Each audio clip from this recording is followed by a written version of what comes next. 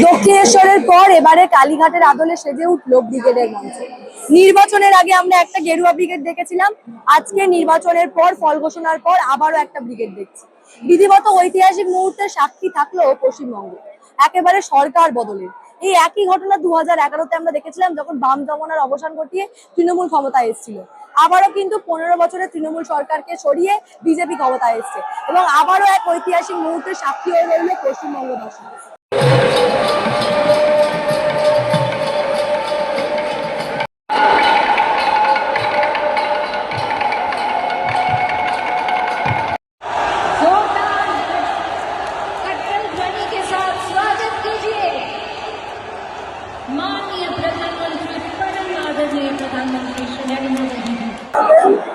গতবারের ব্রিগেডে ঠিক যে পরিমাণ ভিড় হয়েছিল, তার চেয়ে অনেক বেশি ভিড় আজকের এই শপথ পাঠ অনুষ্ঠানে।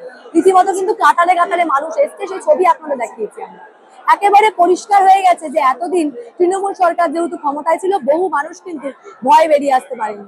কিন্তু বিজেপি সরকার ক্ষমতায় আসার পর আজকের এই সরকারের পালাবদল পর্বে, অর্থাৎ প্রথা ভেঙে একেবারে রাজভবন ছেড়ে ব্রিগেডের ময়দানে আজকের এই শপথ বাক্য পাঠ করা হচ্ছে, যেখানে বিভিন্ন রাজ্যের মুখ্যমন্ত্রীরা উপস্থিত থাকবেন, স্বরাষ্ট্রমন্ত্রী থাকবেন। সকলের উপস্থিতিতে এই শপথ বাক্য পাঠ অনুষ্ঠানে বহু মানুষ কিন্তু এসছে। কাতারে কাতারে মানুষের ভিড় কিন্তু ব্রিগেডের ময়দানে দেখা যাচ্ছে। এই নিয়ে বিজেপি নেতারা তারা কি বলছেন আজকের এই ভিড় নিয়ে, এবং আগামী দিনে বিজেপি কতটা কথা রাখতে পারবে, কি হতে চলেছে বিজেপি সরকার গঠনের পর, সেই নিয়ে ঠিক কি বলছেন বিজেপি নেতারা, তাদের বক্তব্য একবার শোনাবো। এটা জনগণের বিশ্বাস ভারতীয় জনতা পার্টি পশ্চিমবঙ্গে সত্যিকারের উন্নয়ন আনতে পারবে, এটা হচ্ছে মানুষের বিশ্বাস। ভারতীয় জনতা পার্টি মহিলাদের সুরক্ষা দিতে পারবে, এটা হচ্ছে জনগণের বিশ্বাস। ভারতীয় জনতা পার্টি কাটমানিকে শেষ করতে পারবে, এটাই হচ্ছে জনগণের বিশ্বাস। আজকে ব্রিগেড প্রমাণ করে দিচ্ছে যে জনগণ বিশ্বাস রেখেছে ভারতীয় জনতা পার্টির উপরে। যতই বিরোধী দল যিনি বিদায় নিয়েছেন, তিনি চেষ্টা করে নিক যে পশ্চিমবঙ্গকে অশান্ত করবে, পারবেন না। নিশ্চিত থাকুন, সময় এসে গেছে। সিঁড়ি দিয়ে স্লিপ না করে যান, চিন্তা করে থাকবেন। এখন তো আপনিও বিধায়ক হয়েছেন, আপনার অনেক দায়িত্ব রয়েছে। এই যে বিজেপি সরকার ক্ষমতায় আসার আগে সংকল্পপত্রে যে প্রতিশ্রুতিগুলো দিয়েছিল, কতটা রাখতে পারবে? আজ পর্যন্ত যে কোনো রাজ্যে বিজেপি যা বলেছে তাই করেছে, আর এই রাজ্যেও নিশ্চিত থাকুন আগামী 5 বছরের মধ্যে যা সংকল্প ভারতীয় জনতা পার্টির এক একটা সৈনিক নিয়েছে, 5 বছরের ভিতরে 100% কমপ্লিট হবে, নিশ্চিত থাকুন। একটা শেষ প্রশ্ন, নরেন্দ্র মোদী আজকে যেভাবে জনগণের মাঝখান থেকে হেঁটে এলেন, একজন প্রধানমন্ত্রী এত সিকিউরিটি থাকে, তার সত্ত্বেও তিনি যে মানুষের সঙ্গে এইভাবে মিশে দেন, এটাকে নিয়ে কি? এটাই ভারতীয় জনতা পার্টির সংস্কৃতি।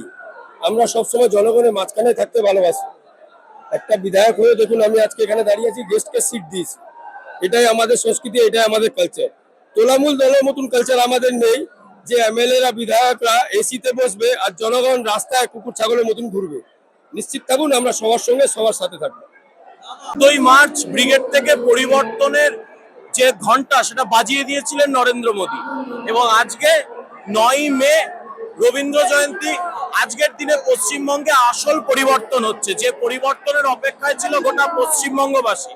স্বাধীনতার পর এই পশ্চিমবঙ্গের মাটিতে একটি জাতীয়তাবাদী সরকার, একটি আপামর পশ্চিমবঙ্গবাসীর সরকার এই মুহূর্তে পশ্চিমবঙ্গের মাটিতে আসছে, এবং আমরা সকলে আনন্দে উচ্ছ্বসিত, কারণ আমাদের নেতা আসছেন এই মুহূর্তে। নরেন্দ্র মোদীর প্রবেশ হচ্ছে এই মুহূর্তে।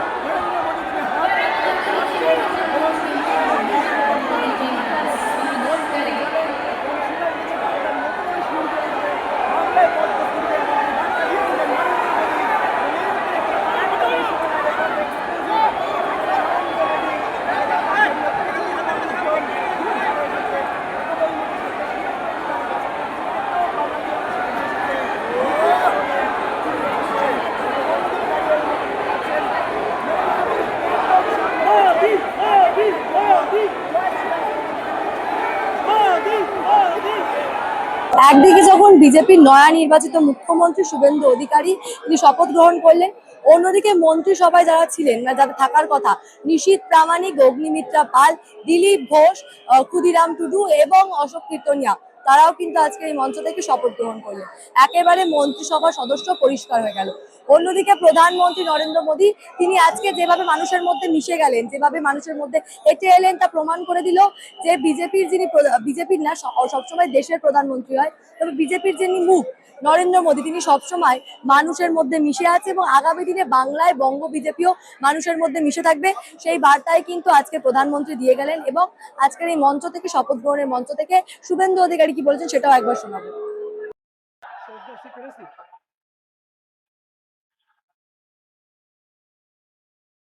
আমি শুভেন্দু অধিকারী ঈশ্বরের নামে শপথ করিতেছি যে পশ্চিমবঙ্গ রাজ্যের মুখ্যমন্ত্রী রূপে যে কোনো বিষয় যাহা আমার বিবেচনার জন্য আনিত হইবে বা আমি জ্ঞাত হইব, তাহা মুখ্যমন্ত্রী রূপে আমার কর্তব্য সমূহের যথাযথ নির্বাহের জন্য যেরূপ আবশ্যক হইতে পারে তদ্গতিকে আমি প্রত্যক্ষ বা পরোক্ষভাবে কোনো ব্যক্তি বা ব্যক্তিগণের নিকট জ্ঞাপন করিব না বা প্রকাশ করিব না।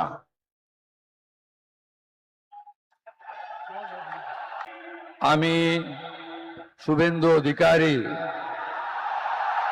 ঈশ্বরের নামে শপথ করিতেছি যে বিধি দ্বারা স্থাপিত ভারতের সংবিধানের প্রতি আমি অকৃত্রিম নিষ্ঠা ও আনুগত্য পোষণ করিব। আমি ভারতের সার্বভৌমত্ব ও অখণ্ডতা রক্ষা করিব।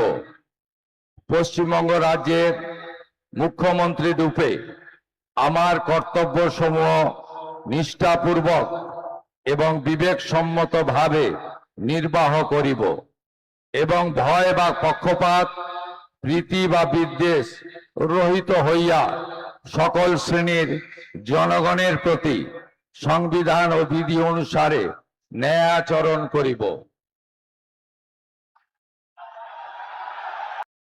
মমতা বন্দ্যোপাধ্যায় বারংবার যে বাঙালি আবেগকে হাতিয়ার করেছিলেন, বিজেপি কিন্তু আজকে আবারও প্রমাণ করে দিয়েছে যে বিজেপির কাছে বাঙালি আবেগ কখনো একটি হাতিয়ার ছিল না।